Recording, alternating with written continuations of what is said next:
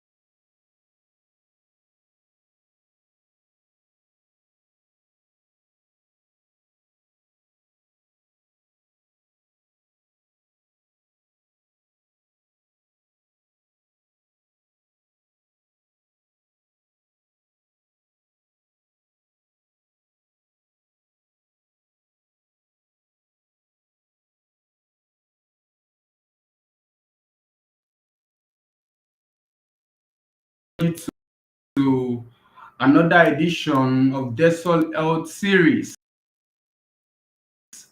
So Desol organized by Desol.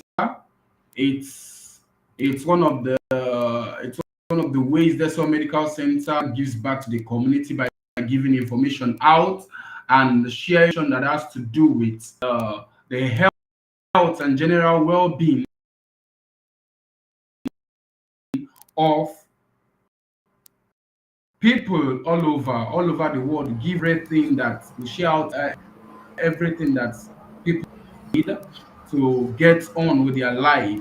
So by the grace of God, we've had several versions of this health series. We've had several editions of this health series. It's available on our YouTube channel. This webinar is being streamed live. Check it out. Check out Center on YouTube. You'll see it and being streamed through the creator channel of Sunday Oluwasegun Omotayo on LinkedIn. You can see that I can see that I have a number of quite a number of attendees on that in that series now. So we are currently live,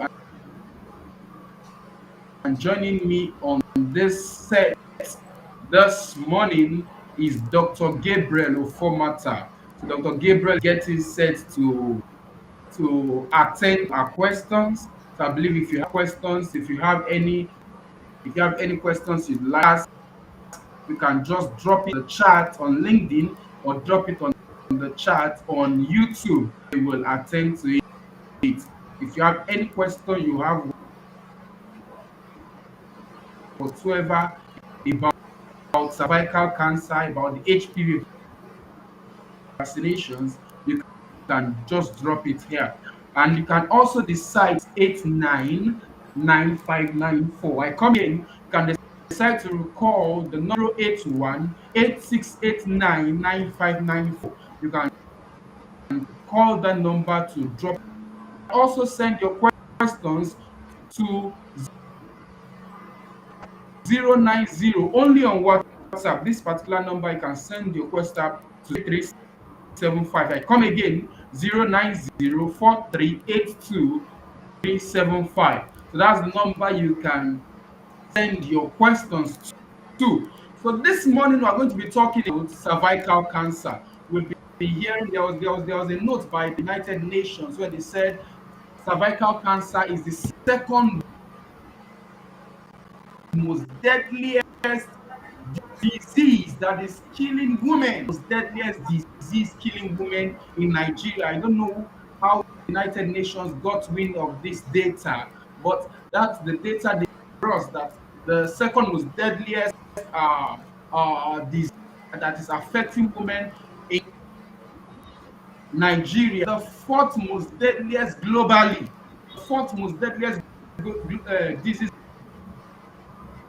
globally. So there is need for us to talk about what are the causes of cancer, what it is, because people like me, I don't know what cervical cancer is. I was wondering what is cervical cancer. I don't know what cervical cancer is, but this morning Dr. Gabriel will be demystifying it. We'll also be having another guest that will be just very very soon about what cervical cancer, how you prevent it, what are the causes, and what are causes, and how do we mitigate or resolve such situation. So that is what we'll be talking about this morning. So I would like to be handing over to Dr. Ofomata now. Let's explain what cervical cancer is. Thank you very much. Dr. Gabriel, over to you, sir. All right, welcome What is everybody. cervical cancer? What is cervical cancer? Please let us understand. Please, can you hear me? Please, if you can hear me, you can just um, Yes, indicate on we the can chat hear you. box. Yes, we can hear you. You can indicate on the chat box if you can hear me clearly. Um, All right. so today we're going to talk about cervical cancer. So I wouldn't want to bother us a lot with a lot of medical. So we'll make it very, very simple, very simplified, and then we entertain all the questions available. So basically, cervical cancer is one of the commonest cancer in the world currently. In fact, it's the fourth most common cancer uh, here in the world, and it's something that is of great concern to medical practice, great concern to the World Health Organization. It's something that is very, very common, and a lot of people are not really aware of, and people really, really take for granted. It's actually the fourth most common cancer among women globally. And in the statistics that was done in 2020, it was estimated that there was over 600,000 cases, new cases of cervical cancer. The latest statistics which was done in the year 2020. And over 300,000 people died from cervical cancer in the year 2020. Hmm. And one thing about cervical cancer is that it's very, very common in low and middle income countries, such as countries in Africa, in the Middle East, Asian countries. These countries that have low budget for health, low budget for education, and then are suffering with a lot of poverty and all that. It's been found that a lot of countries like that very, very have high rates of cervical cancer disease. So basically, what is actually the cause of cervical cancer? Simply, we can just trace it back to the human papilloma virus, um, which has different strains. Human papilloma virus has several strains, and they are referred to as low grade and high grades. The high grades are the ones that cause the cervical cancer, while the low grade ones cause the genital warts. I think one of these days too we'll take time to talk about genital warts in detail.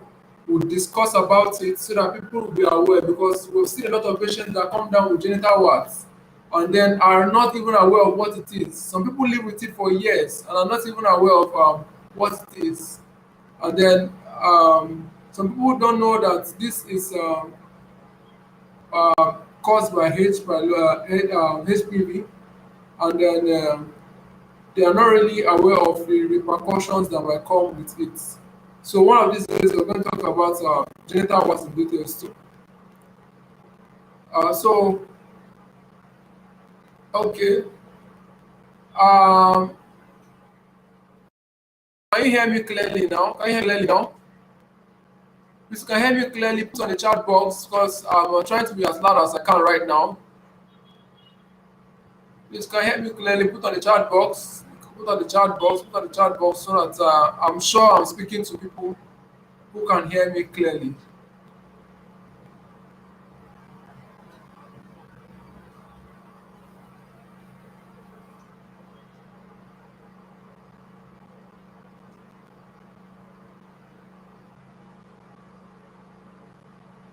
Please, I want indications. I want indications that you can hear me. I want indications that you can hear me. Okay. It's brighter. It's brighter. It's brighter. It's brighter. Please indicate if you can hear me clearly so that we can move on.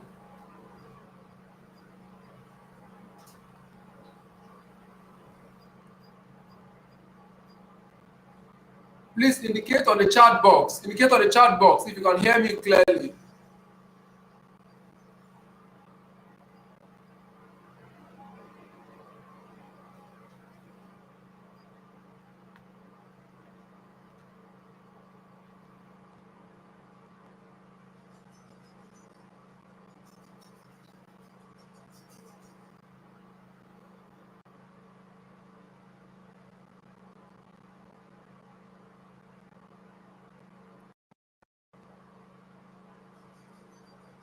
Okay, okay, okay, okay.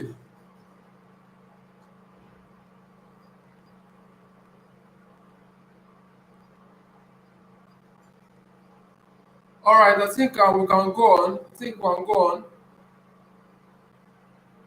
Um,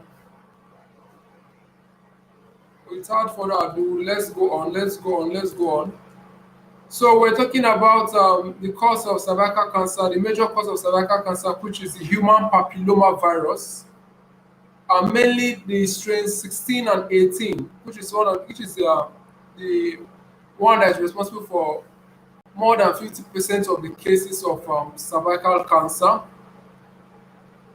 So the HPV virus, the human papilloma virus, is contacted sexually mainly. So it's mainly contacted through sexual contacts, and then people are usually infected shortly after sexual intercourse, and then it's something that people get even at the first sexual intercourse in their life. So very very early in life when they start having sexual exposure. So it's something that is very very important to take note of. And that would also take us to some other things like the vaccine and the reasons why the vaccine are given at the time when they are given to. So it's very, very, very common. In fact, it's one of the commonest viruses that are transmitted sexually. It's something that is of great concern to public health physicians and then general public. So I would also want us to look at the the HPV virus, the low grade and the high grade viruses. You know, we talked about the high grade viruses causing cervical cancer and low grade viruses causing genital warts. So how do we know to prevent this and to make sure that patients do not come down with this infection?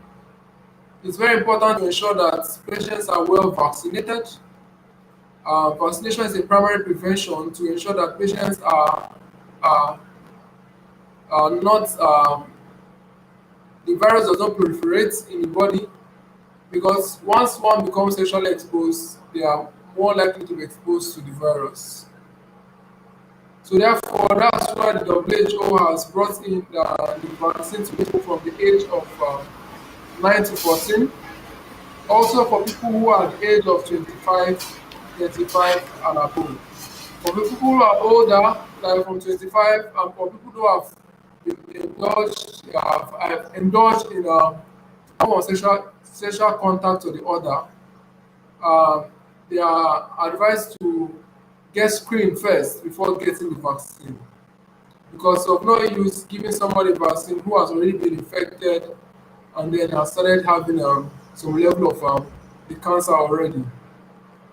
So when they are screened and we are sure that the person is free, the person can get vaccinated against the virus. So in that way, the body can be able to stand firm and fight the virus more actively and ensure that the person does not come down with the cancer in future. It's also very important to state that this virus takes years to proliferate and then lead to cancer. It can take up to 15 to 20 years in healthy individuals who have good immune system. So you having a good immune system does not guarantee that you might not come down with the cervical cancer. It might just take longer. So it takes about 15 to 20 years to come down with the cervical cancer in people who have good immune system. It can take up to 5 to 10 years in people whose immune system have calmed down, especially people who have been exposed to HIV and are yet to treat it. Um, so it's something that you need to catch people young. It's something that you need to catch people early enough to make sure that they are vaccinated and preventive measures are being taken to ensure that years and decades to come, they would not come down with cervical cancer. And then the vaccine is also important because one of the vaccines that are in circulation now, the commercial ones, also prevents genital warts. So having the vaccine available and having it um, given to people is one of the best measures you can give to any individual, especially women who are very, very prone to having it. The men too are not out of it because just the same way women can have cervical cancer, men can also have laryngeal cancer, throat cancer from the virus. So they're also at risk of it, especially now that there is a lot of oral sex and the likes. So men are actually at risk of it.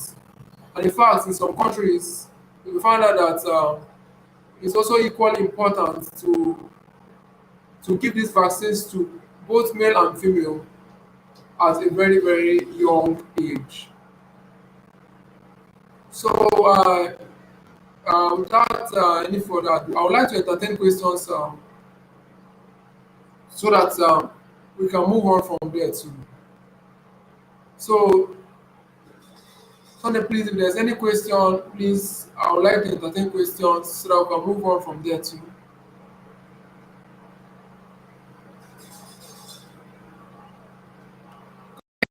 Hear me? Okay, I guess the network is having issues. Okay, let's continue. So let's talk about the screening process. The screening process for cancer, want to ensure that we detect precancerous lesions, we'll be able to take care of these precancerous lesions, and to be able to detect the cancer as an early stage, we'll be able to take care of it. And then to be able to make sure that these, individuals who do not have the precancerous lesions are vaccinated, and then they prevent this, these precancerous lesions from forming. So it involves going to the hospital, having the test done, usually done by a medical practitioner, to ensure that we look out for lesions. We get to view the cervix, expose the cervix, view the cervix, and then um, look out for precancerous lesions. Look out for any what we refer to as intraepithelial changes that occur there that would lead us to either making further investigation via a pap smear or ensuring that the people was not the person is free and then maybe giving the treatment to this individual. And then if this person is having a precancerous lesion, um, it's cervical cancer is one of the cancers that once detected very, very early, it can be treated and then the person can have total cure.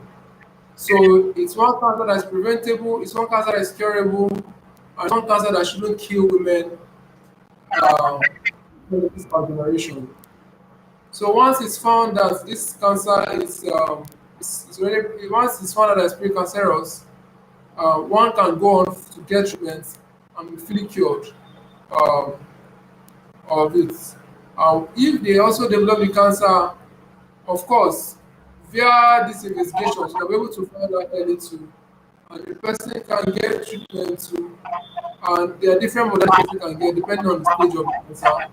And of course, if the person needs any form of palliative care or whatever, the person will be able to get them. The person will have a longer lifespan compared to not having treatment at all. So it's very, very important to go and get the screening done. And if you have children who are between the age of 9 to 14 years, they can walk up to any primary health care center. The vaccine has been made free of charge, and then they can get the vaccines available there and we administer the vaccines there. So it's one vaccine that has been made free. Initially, it was very expensive, so a lot of people have shied away from it.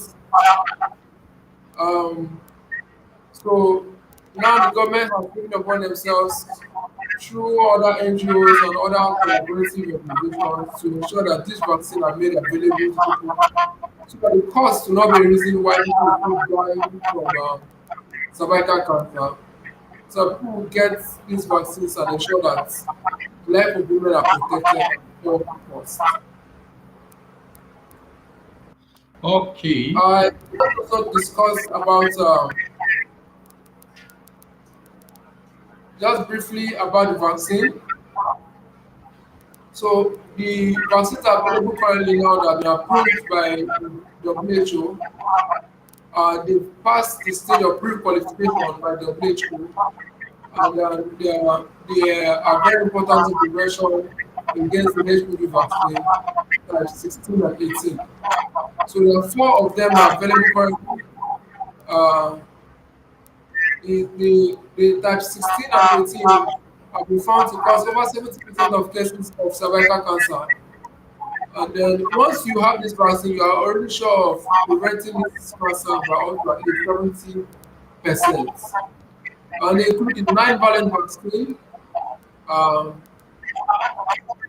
which prevents against five additional oncogenic HPV types. It also these five additional oncogenic HPV types cause at least 20% of cervical cancer, in addition to the 70% that was early talked about. So other ones include the Gardasil. So we have the Gardasil 9, we have the Cervarix that are available for prevention of cervical cancer. And then they've made available, although not all are in all countries, but most countries have had the Gardasil and the Cervarix available in the population in the post-COVID. Briefly, we'll talk about the goal of WHO and the goal of military practice in public health to ensure that the cervical cancer is being brought to the barest minimum. Actually, the aim of the World Health Organization is to ensure that by the year 2030, that we eliminate cervical cancer generally in the world. And the goal of elimination remains that people should there should be barest minimum of cervical cancer cases in the world. And this means that in every 100,000 women, there should be less than 4 cases in every 100,000 women.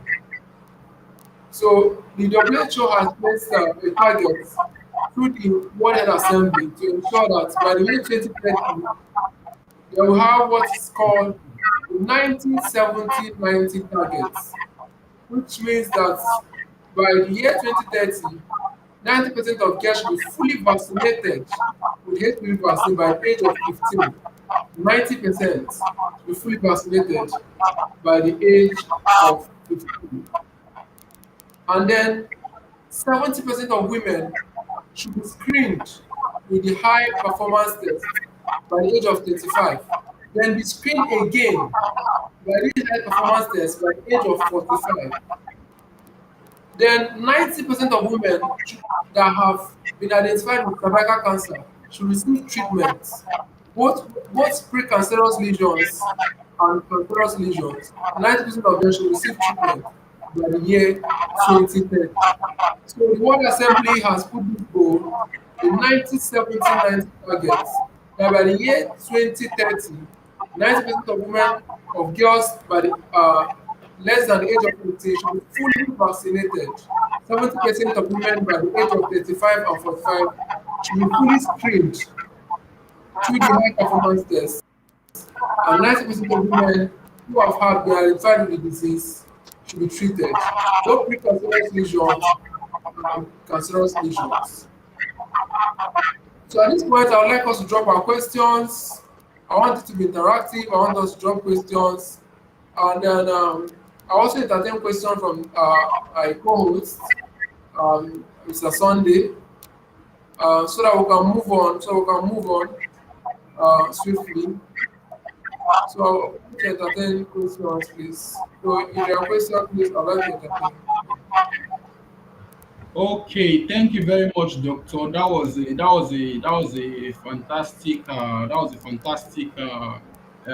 session. I would like to ask, I have quite a number of questions here that I would like to ask from you about this issue called cervical cancer. Please, I would from your explanation, cervical cancer. Why is I learned the federal government gave the directive that young children between the age of 8 and 14 should be given the HPV vaccine. Does it mean that children are also prone to get this cervical cancer? That's my first question. The other part of the question is that is cervical cancer, I think I heard or I read somewhere that cervical cancer Please, is can you be louder? I specifically can barely hear prone to you. people that are sexual. Oh, sorry. I said this cervical cancer, is it only open to people that are is it also affecting children between the age range of 8 and 14? And I also heard that cervical cancer is specifically prone to people who are sexually active. These children between the age range of 8 and 14, they aren't sexually active. So why are they why should they also be vaccinated? So that's my question. Thank you, doctor. Okay, if I can get you clearly from your question, you're asking if why vaccines should be given to people between the age of 9 and 14. Is that what you're trying to say? Yes, that's the first part. Okay. And people within this age range, they are not sexually active. So why should they, or what is the reason for them being vaccinated? Okay, I get your question very well. So actually, the human papilloma virus is one virus that is being transmitted via sexual contact and is best Okay. prevented before sexual contact. So the aim of giving this vaccine by the age of 9 to 14 is because it's assumed that majority of children within this age group have not indulged in any sexual intercourse or any sexual contact before. So it's a good age to catch people, catch them young, vaccinate them, and within this age group, there's little or no need for them to be tested or for them to have to be screened for the cervical cancer, because it takes about, just like we said before, it takes about 15 to 20 years for it to develop in people with healthy immune system. These people are just barely 9 to 14 years. So Mm. once you vaccinate them before their first sexual contact, which is assumed to be usually from statistics, we're shown to be at least above the age of 14, 15 years. So you will be able to catch them young and then vaccinate them against the human papilloma virus that they might be able to have Wait, contact with on first sexual intercourse. wait, doctor. So if peradventure a child is vaccinated now, so it means that how long is the vaccine going to last? How long will the vaccine last? Also, usually it's supposed to be a lifetime vaccine. So except maybe in the future, the WHO develops recommendation for top-up vaccines. But for now, it's supposed to be lifelong. Especially if the person has been vaccinated at an early age, it's supposed to be lifelong and it's supposed to be protective. So, except maybe in the future, the World Health Organization, through researches and all that, might develop a need for top-up vaccines. But now, our current aim is for at least people should have at least get the vaccine first. Let people be able to get the Okay. vaccine and be able to be protected. At least that will be protective throughout their life. So it's actually lifelong vaccine. Okay, what do you have to say to people that, because actually sometimes last week I was trying to tell someone about this vaccine, and the person was like, people that are they only have single sexual partners, they do not have multiple sexual partners. In so much as they are not having multiple sexual partners, why should they be taking the HPV Okay, vaccination? yeah, that's a very good question. Thank you very much for that question. It's very important to know that even with one sexual partner, it's very possible for you to have the HPV uh, contact with the HPV, because it's a very common virus. In fact, it's said to be one of the commonest viruses that is being contacted via sexual intercourse. So it's common, especially with men. It's common in the genitals, and then it's a virus that usually does not show symptoms, especially in men. So even if you have one sexual partner, you might just get the virus as your first sexual intercourse, and then you might then proliferate to cause precancerous lesions and all that. So although the number of sexual intercourse or number of sexual partners mathematically or statistically makes one prone to having the virus, but of course, even if you have one sexual partner, you can still get in contact with the virus at an All early right, age. And it's also important doctor, to you know made, that I'm okay. listening. I'm listening to your question.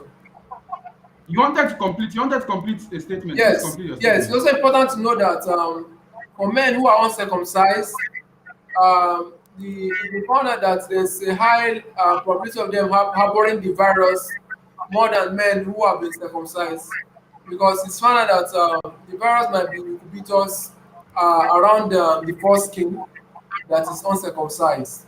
So just having one sexual partner can also make one prone to having the virus or getting contact with the virus, and then Doctor, I need develop later I on. need clarification. I need clarification on a response you just gave now. You are talking about men that are circumcised and men that are not circumcised. Being so, is it possible for men to also be carriers of this virus? Of And course, and cervical cancer, does it also affect men? of course it does. Of course it does. So the virus does not cause cervical cancer in men because men don't have the cervix. Cervix are there in Okay. women. So, but it's been found out also that the virus can cause laryngeal cancers, can cause throat cancer. Laryngeal cancer.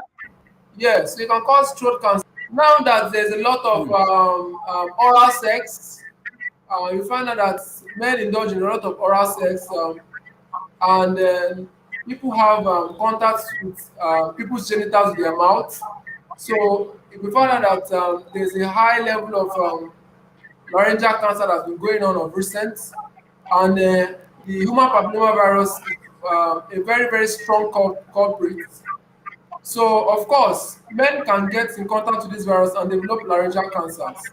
And then the low-grade virus too can cause genital warts, which I said we're going to talk about more in more details some other time. And maybe we'll have to fix a webinar for this, specifically for this. The genital warts is very common in men. In fact, I've seen in the last 2 3 months, I've seen about 5 cases of it in men that are presented to the clinic, and also in women too. So it's very very common to find men that present with genital warts. And these genital warts are the primary cause of the genital warts are these human papilloma viruses, the low grade human papilloma viruses. So both the Hmm. low grade and the high grade human papilloma virus can lead to consequences if they are not being taken care of. If you are not being vaccinated for it, if there's no preventive measure that's been put in place for it. So it's very, very important that both as men and women that one gets vaccinated for this virus. That's why in other countries of the world, you find out that these vaccines not just given to the female children around the age of 9 to 14. Both male and female children around the age of 9 to 14 are given this vaccine.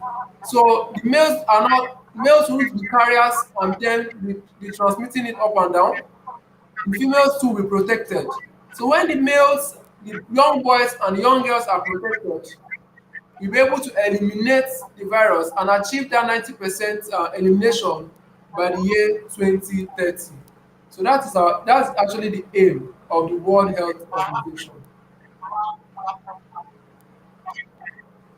I hope I'm able to answer your question. Yes, you have. In fact, I even picked something very, very important that the genital wart is caused majorly by the human papilloma virus. Is that right? Okay. All right. Permit me to also to direct this question to Noseberi. Noseberi, you're welcome, man. You are welcome. You are welcome. We can't hear you, Noseberi.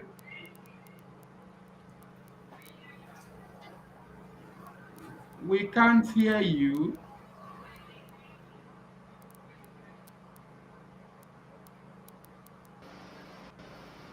Can you speak up? We can't hear you, Thank Nosebiri. you. Okay, yeah, it's better now. All right, thank you very much. Once again, so good to have you. Please, want to ask, where can I learned that there are some places that you can get the HPV vaccine free of charge, and doctor also mentioned some of those. So can you just expatiate where can we get the HPV vaccine and from when to when? Okay, right now they are doing it at the local government, any government hospital, maternity home, or any hospital that's for government. That is, they're doing it and it's free of charge. They started on Monday and it's going to be on for like 2 to 3 months before the next one will commence on May 2024. But right now, the exercise is going on. So if you have anybody, any child, so if you have any child that is from age 8 to 14, you take them to the local government, health centers, and hospitals for the vaccine. Okay.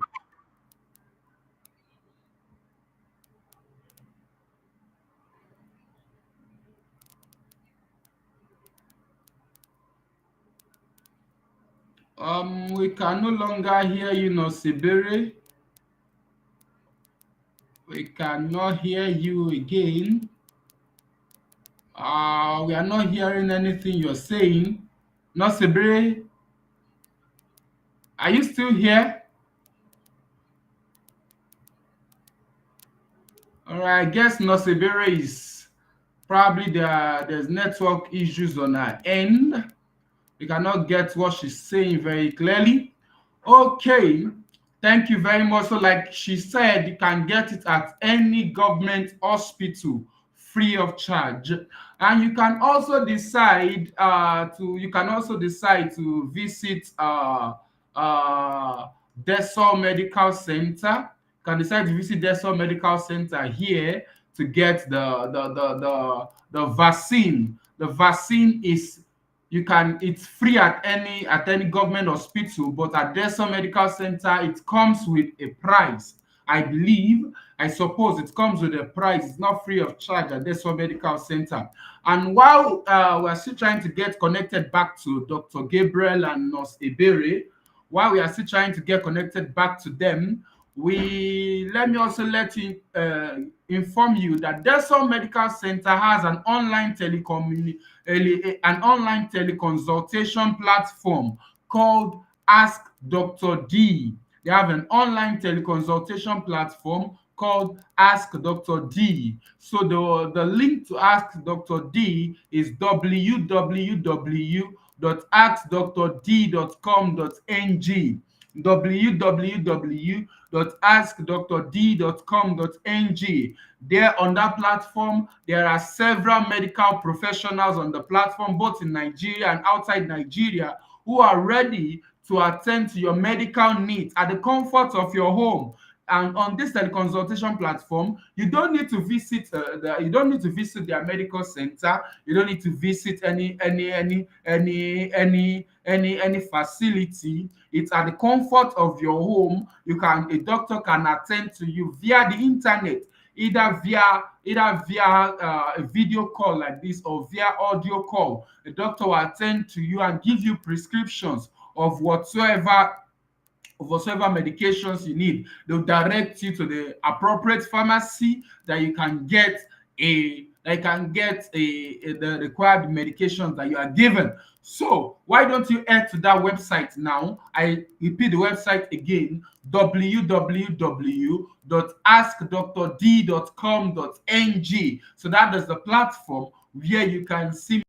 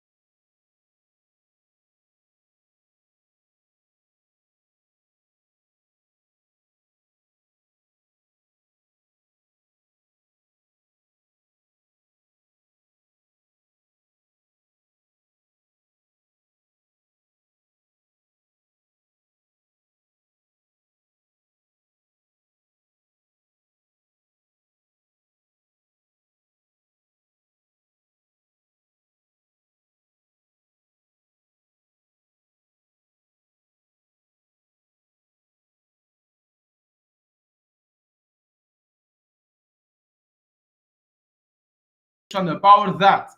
Also at Desol Medical Center, so they have a range of services. They have a consultant-led clinic. So there are consultants that can be arranged for Desol Medical Center. Just need to visit their center and to be attended to, and you are directed to the appropriate consultant to attend to every complaint you might have. The other questions that you need to ask to contact Desol Medical Center, the phone number to reach you is 0821 89 9594. I repeat again, 081 86 94. That number either via call or another number to reach 0902 3375 09082